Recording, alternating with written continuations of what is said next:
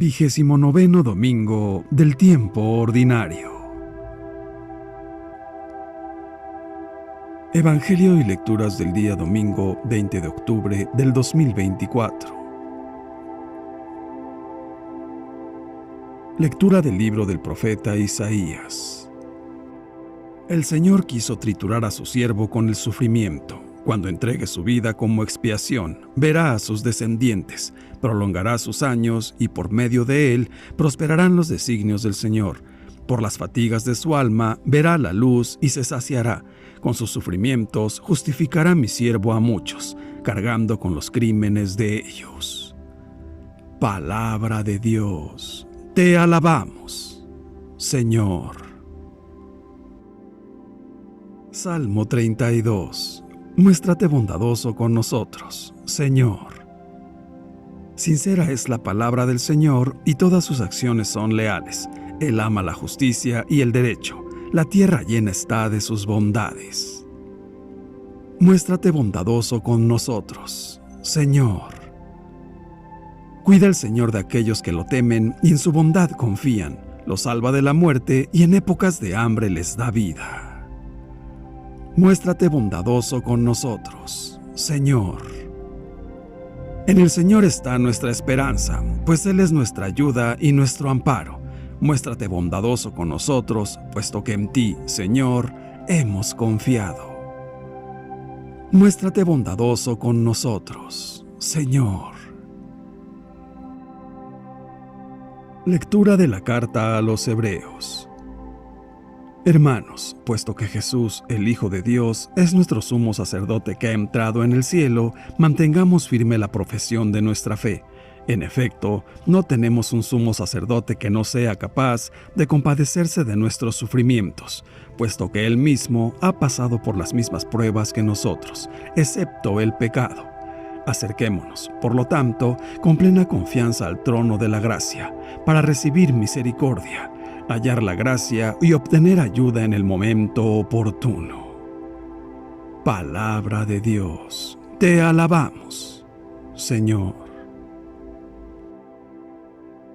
Lectura del Santo Evangelio según San Marcos, capítulo 10, versículos del 35 al 45. En aquel tiempo se acercaron a Jesús Santiago y Juan, los hijos de Zebedeo, y le dijeron: Maestro, queremos que nos concedas lo que vamos a pedirte. Él les dijo: ¿Qué es lo que desean? Le respondieron: Concede que nos sentemos uno a tu derecha y otro a tu izquierda, cuando estés en tu gloria. Jesús les replicó: No saben lo que piden. ¿Podrán pasar la prueba que yo voy a pasar y recibir el bautismo con que seré bautizado? Le respondieron: Sí podemos. Y Jesús les dijo: Ciertamente pasarán la prueba que yo voy a pasar y recibirán el bautismo con que yo seré bautizado. Pero eso de sentarse a mi derecha o a mi izquierda no me toca a mí concederlo. Eso es para quienes está reservado. Cuando los otros 10 apóstoles oyeron esto, se indignaron contra Santiago y Juan. Jesús reunió entonces a los 12 y les dijo: Ya ven que los jefes de las naciones las gobiernan como si fueran sus dueños y los poderosos las oprimen. Pero no debe ser así entre ustedes. Al contrario, el que quiera ser grande entre ustedes, que sea su servidor, y el que quiera ser el primero, que sea el esclavo de todos. Así como el Hijo del Hombre, que no ha venido a que lo sirvan, sino a servir y a dar su vida por la redención de todos. Palabra del Señor. Gloria a ti, Señor Jesús. Reflexión. El Evangelio de hoy nos narra que 2 discípulos, Santiago y Juan, piden al Señor sentarse un día junto a Él en la gloria, como si fueran primeros ministros o algo así, pero los otros discípulos los escuchan y se indignan. A este punto Jesús, con paciencia, les ofrece una gran enseñanza. La verdadera gloria no se obtiene elevándose sobre los otros, sino viviendo el mismo bautismo que Él recibirá. ¿Qué quiere decir esto? La palabra bautismo significa inmersión. Con su pasión, Jesús se sumergió en la muerte, ofreciendo su vida para salvarnos. Por tanto, su gloria, la gloria de Dios, es amor que se hace servicio. Por eso Jesús concluye diciendo a los suyos y también a nosotros: el que quiera llegar a ser grande entre ustedes será su servidor. Para hacerse grandes tendrán que ir en el camino del servicio, servir a los otros. Estamos frente a dos lógicas diferentes. Los discípulos quieren emerger y Jesús quiere sumergirse. El primer verbo es emerger. Expresa esa mentalidad mundana por la que siempre somos tentados. Vivir todas las cosas, incluso las relaciones, para alimentar nuestra ambición, para subir los peldaños del éxito, para alcanzar puestos importantes. La búsqueda del prestigio personal se puede convertir en una enfermedad del espíritu, incluso disfrazándose detrás de buenas intenciones. Por ejemplo, cuando detrás del bien que hacemos y predicamos, en realidad nos buscamos solo a nosotros mismos y nuestra afirmación, es decir, ir adelante nosotros, trepar, y esto también lo vemos en la iglesia. ¿Cuántas veces los cristianos católicos, que deberíamos ser servidores, tratamos de trepar, de ir adelante?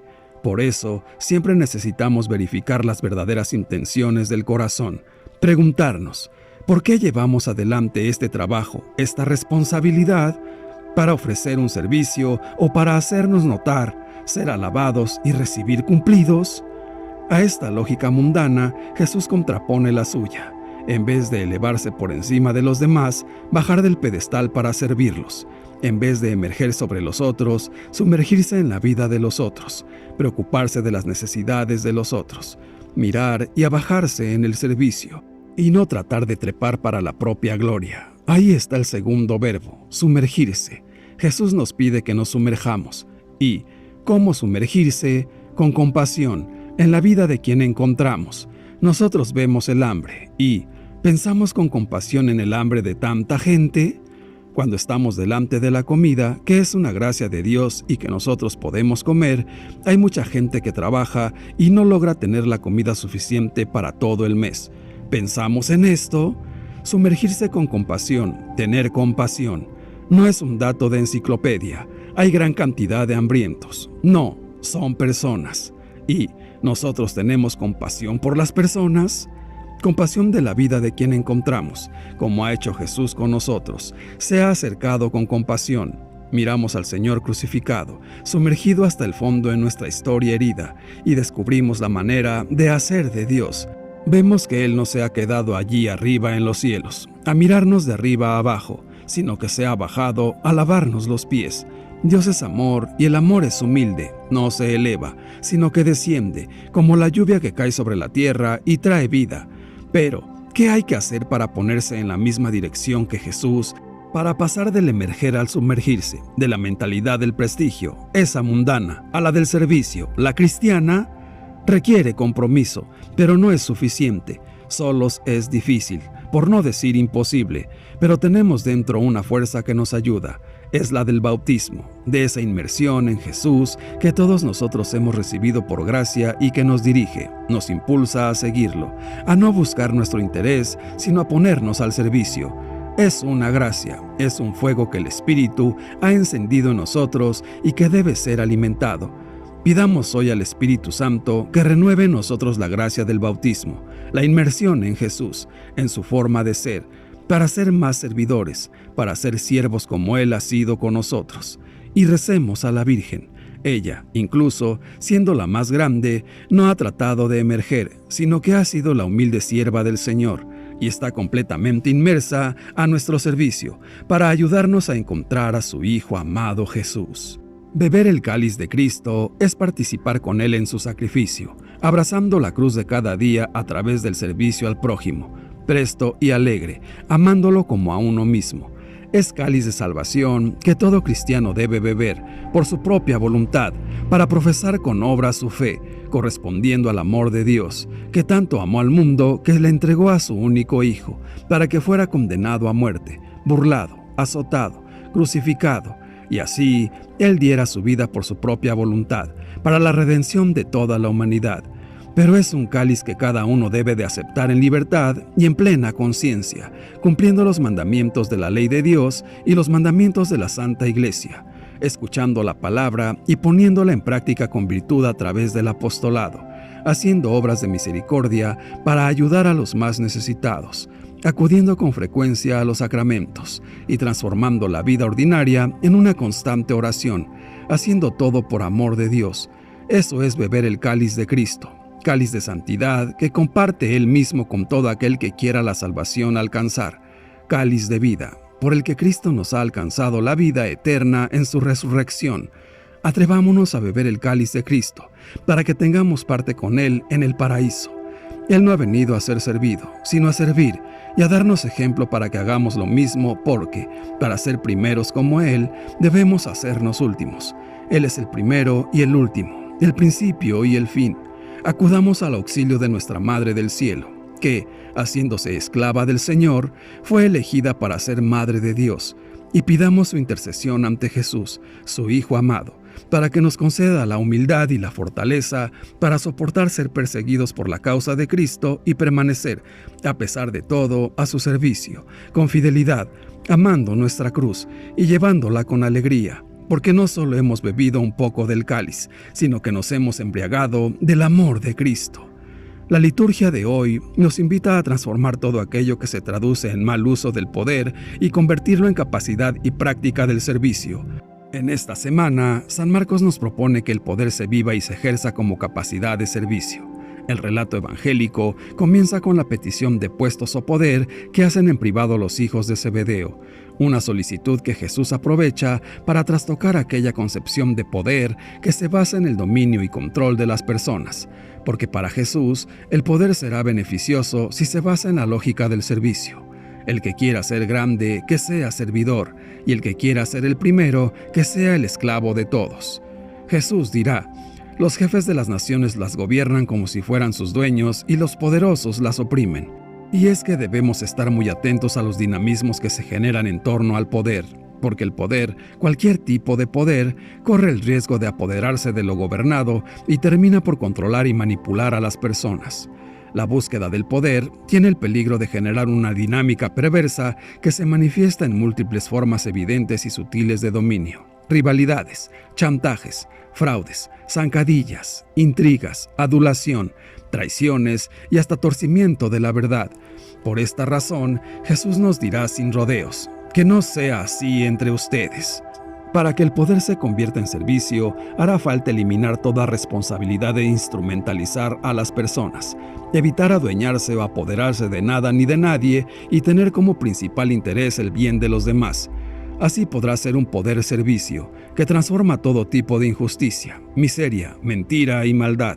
Un poder servicio que transmite y construye vida. Cuando Jesús plantea "no será así entre ustedes", quiere decirnos: sean servidores y no los dueños ni los que mandan. Abandonen todo ejercicio del poder que deshumanice, apague la vida, asfixie iniciativas o mate esperanzas. Hagan que el poder se convierta en fuente de vida y resolución de problemas. Quien quiera ser el primero o tener legítimo poder que construya relaciones de iguales a todo nivel y en toda circunstancia, se atreva a dar de sí mismo, de lo que es o de lo que tiene o puede. Viva con paz las diferencias, respete y valore a los que piensan distinto.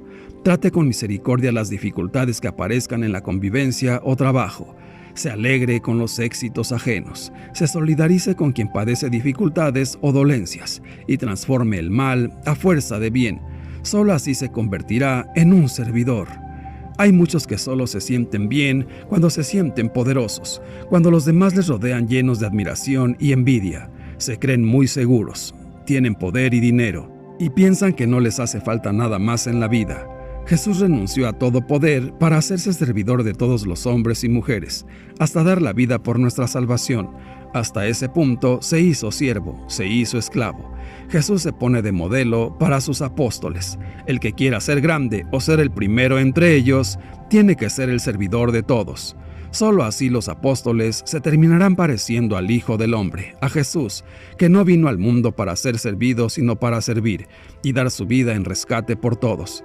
No se contentó con decir hermosas palabras, salió a los caminos, entró en los pueblos, se encontró con los enfermos, les dio palabras de aliento y esperanza, compartió sus dolores. Al final de su vida, lavó los pies a sus discípulos para dejarles bien claro que su vocación era el servicio, pasar la vida dedicado al bienestar de los demás y no a que los demás le hicieran sentir bien a él. Jesús no se aprovechó de nadie, sino que se acercó a los que sufrían y les dio todo lo que tenía. Jesús renunció al poder y a la autoridad para encontrarse de tú a tú con cada uno de nosotros y hablarnos del amor que Dios nos tiene. Jesús nos enseña cómo debe ser la vida de un discípulo. Estamos llamados a servir y esta es una enseñanza no teórica, sino bien práctica, porque Jesús mismo es el modelo, quien se pone como ejemplo, que vino a servir y a entregar su vida. Esta es la clave para todos los que queremos seguir a Jesús. Nuestra vida debe ser hecha ofrenda para servir a los hermanos, dar nuestro tiempo, nuestra vida, nuestro corazón. La vida debe ser puesta al servicio de los otros si queremos ser fieles a la llamada de Jesús. Vemos cómo Jesús sufrió la entrega, las traiciones y el dolor, pero transformó ese dolor en salvación.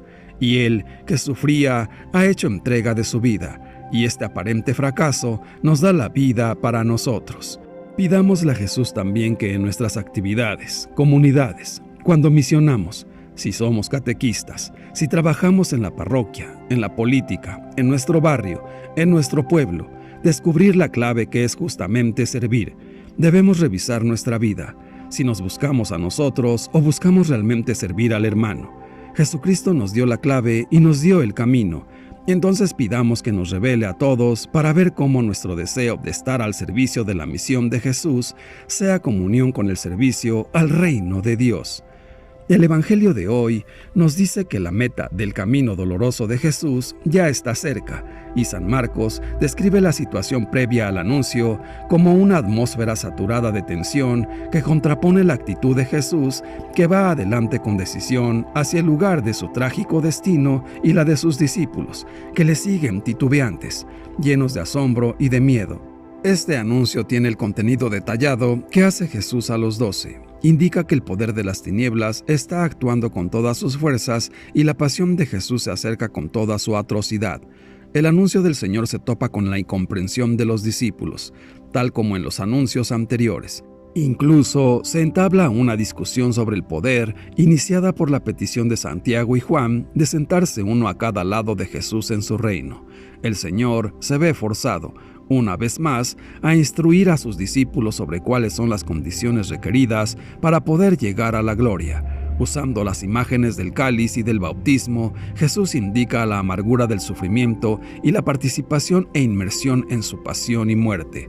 Este es el camino de la gloria. Aunque Santiago y Juan están dispuestos para recorrer este camino, el Señor les aclara que seguirlo a Él no es un medio para obtener recompensas. El discípulo debe seguir al Señor en el presente y debe dejar que Dios programe libremente el futuro.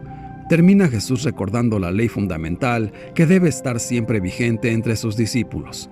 El que quiere ser el primero, que se haga el servidor de todos. Los discípulos no han entendido nada de su proyecto al servicio del reino de Dios y su justicia. No piensan en seguirle, sino en sentarse en los primeros puestos. Al ver su postura, los otros 10 se indignan. Pero también ellos alimentan sueños ambiciosos. Todos buscan obtener algún poder, honor o prestigio. La escena es escandalosa. ¿Cómo se puede acoger a un Dios Padre y trabajar por un mundo más fraterno con un grupo de discípulos animados por este espíritu? El pensamiento de Jesús es claro. No ha de ser así. Hay que ir exactamente en dirección opuesta. Hay que arrancar de su movimiento de seguidores esa enfermedad del poder que todos conocen en el imperio de Tiberio y el gobierno de Antipas, un poder que no hace sino tiranizar y oprimir. Entre los suyos no ha de existir esa jerarquía de poder. Nadie está por encima de los demás, no hay amos ni dueños. La parroquia no es del párroco, la iglesia no es de los obispos y cardenales, el pueblo no es de los teólogos. El que quiera ser grande, que se ponga a servir a todos. El verdadero modelo es Jesús. No gobierna, no impone, no domina ni controla, no ambiciona ningún poder, no se arroja títulos honoríficos, no busca su propio interés. Lo suyo es servir y dar la vida. Por eso es el primero y el más grande. Necesitamos en la iglesia cristianos católicos dispuestos a gastar su vida por el proyecto de Jesús, no por otros intereses. Creyentes sin ambiciones personales, que trabajen de manera callada por un mundo más humano y una iglesia más evangélica. Seguidores de Jesús que se impongan por la calidad de su vida de servicio. padres que se desviven por sus hijos, educadores entregados a día a su difícil tarea, hombres y mujeres que han hecho de su vida un servicio a los necesitados. Son lo mejor que tenemos en la iglesia, los más grandes a los ojos de Jesús. Hermanos míos, de los verdaderos apóstoles de Jesús, nuestro Señor, nunca viene su nombre en los periódicos. Nadie le cede el puesto en lugar alguno. No tienen títulos ni cuentas corrientes envidiables, pero son grandes. No poseen muchas riquezas, pero tienen algo que no se puede comprar con dinero: bondad, capacidad de recibir, con ternura y compasión hacia el necesitado. Son hombres y mujeres del montón, gentes de a pie a los que apenas valora nadie, pero que van pasando por la vida poniendo amor y cariño a su alrededor. Personas sencillas y buenas que solo saben vivir echando una mano y haciendo el bien. Gentes que no conocen el orgullo ni tienen grandes pretensiones. Hombres y mujeres a los que se les encuentra en el momento oportuno, cuando se necesita la palabra ánimo, la palabra cordial, la palabra cercana. Padres sencillos y buenos que se toman tiempo para escuchar a sus hijos pequeños, responder a sus infinitas preguntas, disfrutar con sus juegos y descubrir de nuevo junto a ellos lo mejor de la vida. Madres incansables que llenan el hogar de calor y alegría. Mujeres que no tienen precio, pues saben dar a sus hijos lo que más necesitan para enfrentarse confiadamente a su futuro.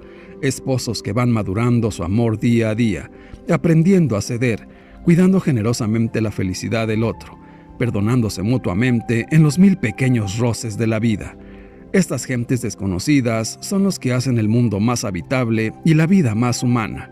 Ellos ponen un aire limpio y respirable en nuestra sociedad. De ellos ha dicho Jesús que son grandes porque viven al servicio de los demás. Ellos mismos no lo saben, pero gracias a sus vidas se abre paso en nuestras calles y hogares la energía más antigua y genuina, la energía del amor. En el desierto de este mundo, a veces tan inhóspito, donde solo parece crecer la rivalidad y el enfrentamiento, ellos son pequeños oasis en los que brota la amistad, la confianza y la mutua ayuda. No se pierden en discursos y teorías. Lo suyo es amar calladamente y prestar ayuda a quien lo necesite. Es posible que nadie les agradezca nunca nada. Probablemente no se les harán grandes homenajes. Pero estos hombres y mujeres son grandes porque son humanos. Ahí está su grandeza. Ellos son los mejores seguidores de Jesús, pues viven haciendo un mundo más digno, como Él. Sin saberlo, están abriendo caminos al reino de Dios. Jesucristo nos enseña con su ejemplo. Él no solo es servidor de la voluntad del Padre, que incluye nuestra redención, sino que además paga, y el precio de nuestro rescate es su sangre, en la que hemos recibido la salvación de nuestros pecados. Él, el gran rey, el hijo de David, el que había de venir en nombre del Señor, se despojó de su grandeza, tomó la condición de esclavo y se hizo semejante a los hombres, haciéndose obediente hasta la muerte, y una muerte de cruz. Si de veras creemos que nadie tiene amor más grande que quien da la vida por sus amigos, entonces también nos esforzaremos en ofrecer un servicio de calidad humana y de competencia profesional con nuestro trabajo, lleno de un profundo sentido cristiano de servicio. Como decía Santa Teresa de Calcuta, el fruto de la fe es el amor, el fruto del amor es el servicio, el fruto del servicio es la paz. Todo aquel que quiera hacer algo por los demás tiene que servir. El verdadero poder está en el servicio, y la vocación más grande que tienen una mujer y un hombre es la del servicio. Los que ejercen una autoridad deben ejercerla como un servicio. El ejercicio de una autoridad está moralmente regulado por su origen divino, su naturaleza racional y su objeto específico. Nadie puede ordenar o instruir lo que es contrario a la dignidad de las personas y a la ley natural. Padre nuestro, Dios todopoderoso y eterno, haz que nuestra voluntad sea siempre dócil a la tuya y que te sirvamos con un corazón sincero. Danos la fuerza para hacer de nuestra vida una vida de ofrenda para ti. Padre, tú que has querido que tu iglesia sea sacramento de salvación para todos los pueblos, de forma que así perdure la obra redentora de Cristo, tu Hijo, hasta el fin de los tiempos, despierta los corazones de tus fieles, y haz que se sientan llamados a trabajar por la salvación de todos, con tanta mayor urgencia cuanto es necesario que, de todas las naciones, surja y crezca para ti una sola familia y un solo pueblo. Todo esto te lo pedimos por medio de nuestro Señor Jesucristo, tu Hijo, que vive y reina contigo en la unidad del Espíritu Santo y es Dios por los siglos de los siglos. Santísima Virgen María, gracias por interceder siempre por nosotros ante tu Hijo amado Jesús. Dios te salve María. Gloria al Padre, y al Hijo, y al Espíritu Santo, por los siglos de los siglos. Amén. Que Dios nos bendiga a todos. Amén.